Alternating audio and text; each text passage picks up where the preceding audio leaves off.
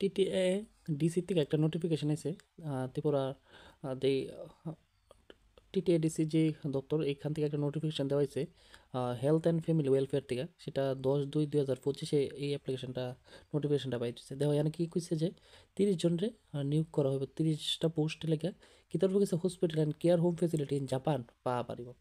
তোমরা 30 জনরে নেওয়া হইব, তোমাদের জাপানে গিয়ে তোমরা চাকরি করার সুযোগ, নেচার ভালো সুযোগ তো আর নাই। 30টা পোস্ট বিশাল ব্যাপার, কিন্তু আর জাপানে জব মানে কিন্তু ভালো একটা স্যালারি থাকবো কিন্তু। তো কোয়ালিফিকেশনটা কিন্তু সেরকমই থাকতে হবে, তোমার নার্সিং বা জিএনএম বিএসসি এইসবের কোর্স দেওয়া হয় একবার এলিজিবিলিটি করে দেখে।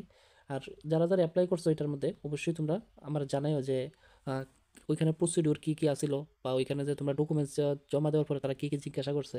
তো কোয়ালিফিকেশনটা একবার কয়ে দিলে কি দিতে লাগবে জিএনএম বা বিএসসি, হ্যাঁ নার্সিং করতে বানাইলে বিএসসি নার্সিং, মানে প্রফেশনাল কোর্স ছাড়া দেখছো কোনো চাকরি নেই, তোমার প্রফেশনাল কোর্স থাকতে হইব।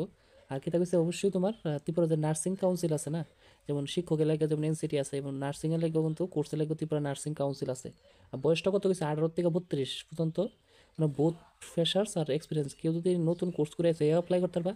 আর যে মনে করো অলরেডি চাকরি উকরি করতেছো বা এক্সপিরিয়েন্স আছে এরাও অ্যাপ্লাই করতে পারবা।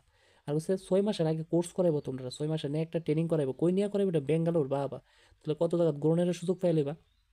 এবার আর কিতা কইছে এনো কইছে এই চাকরিটা ঢুকতে গেলে তোমার অবশ্যই তোমার মা বাবার থেকে একটা অ্যাপ্লিকেশন লইয়া দিতে হইব, যে তোমার মা বাবা অনুমতি দিছে এই সব চাকরি করতে লাগে, মানে জাপানও গিয়েছিলা কত সুযোগ। আচ্ছা যাই হোক, এবার কইছে the application should contain the following information, মানে এই যে দেওয়া আছে তোমার নাম লিখবা, বাবার নাম লিখবা, পার্মানেন্ট অ্যাড্রেস লিখবা, তোমার বাড়ি কই, বা তোমার প্রেজেন্ট অ্যাড্রেস কই আছে, কখনো কই থাক, কোয়ালিফিকেশন কত পড়াশোনা করছো, তোমার জন্মের তারিখ, প্রেজেন্ট এজ, ওই গুগল ক্যালকুলেটর গিয়া তোমার ডেট অফ বার্থ আর এই নোটিফিকেশন ডেট বইলে তুলে বুঝে নেবা কত দিন হয়েছে, তোমার বয়সটা কত বছর কত দিন হয়েছে। এবার ন্যাশনালিটি ইন্ডিয়ান দিবা, এসসি এলে এসসি দিবা, এসটি এলে এসটি দিবা, আর ইউআর এলে ইউআর, আর রিলিজিয়ন কিতা তুমি দিবা, তোমার যে ধর্মের হোক। এরপরে ডকুমেন্টস কিতা গেছে তোমার অবশ্যই কিছু মাধ্যমিকের মার্কশিটটা লইয়া দিতে হইব। এরপর এটি জেরক্স নিতে হইব কিন্তু। এরপরে কইছে যে সেলফ অ্যাটেস্টেড মানে কিতা তোমার নিজের নাম লাগবে আর কি। আর কইছে 12-এর মার্কশিটটা লইয়া দিতে হইব, ঠিক। আর ডিপ্লোমা বা ডিগ্রি সার্টিফিকেট অফ নার্স, মানে 12 পাইলে মাধ্যমিক হলেও চলবো। আর কইছে ডিপ্লোমা কোর্স যে করছো তুমি নার্সিংয়ের উপরে, ঠিক না, তুমি যেহেতু হসপিটালে চাকরি করবা তার মানে কি তোমার তো নার্সিংয়ের উপরে কোর্স থাকতে হইব। আর কি দেখছে ত্রিপুরা রেজিস্ট্রেশন সার্টিফিকেট থাকতে হবে ত্রিপুরা নার্সিং কাউন্সিলের, ঠিক।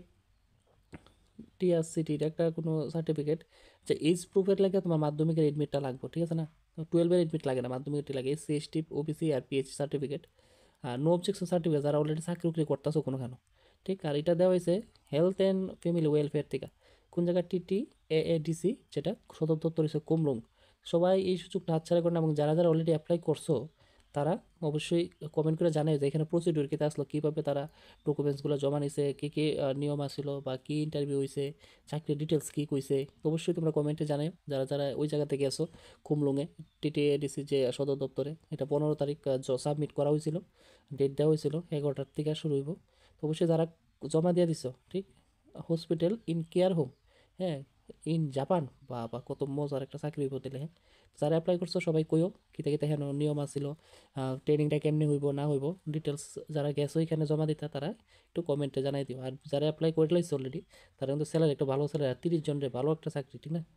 দেখা হইব নেক্সট ভিডিওতে, আর ভিডিওটা শেয়ার করে দিও।